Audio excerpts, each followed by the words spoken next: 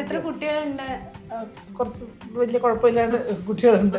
ചേച്ചി ചാരിറ്റി ആയിട്ടും പഠിപ്പിക്കാറുണ്ടല്ലേ? ക്ലാസ് അങ്ങനെ ഉണ്ട്, ക്ലാസ് അങ്ങനെ പോകുന്നുണ്ട്. എന്ന് വെച്ചാൽ നമ്മൾ ഓരോ സ്ഥലത്ത് പെർഫോം ചെയ്യും, കുട്ടികൾ പ്രോഗ്രാം ചെയ്യുമ്പോൾ ചിലർ ഇങ്ങനെ വന്ന് പ്രോഗ്രാം കണ്ട് അഭിപ്രായം പറയുമ്പോൾ അവർ പറയും നമുക്കൊന്നും എത്തില്ല, അത് പഠിപ്പിച്ചെത്തില്ല, അതിനൊക്കെ ഒരുപാട് എക്സ്പെൻസീവ് അല്ലേ. അപ്പോൾ ഞാനിങ്ങനെ പ്രാവശ്യം ഷാട്ടിനോട് ചോദിച്ചു, ഷാട്ടാ ഇങ്ങനെ പറയുന്നുണ്ട്, നമുക്ക് അങ്ങനെ ഒരു ഇത് പറഞ്ഞൊരു കംപ്ലീറ്റ് ചെയ്യാൻ പറ്റുമെങ്കിൽ മാത്രമേ ചെയ്യാൻ പാടുള്ളൂ, അല്ലെങ്കിൽ അത് ബുദ്ധിമുട്ടാവും.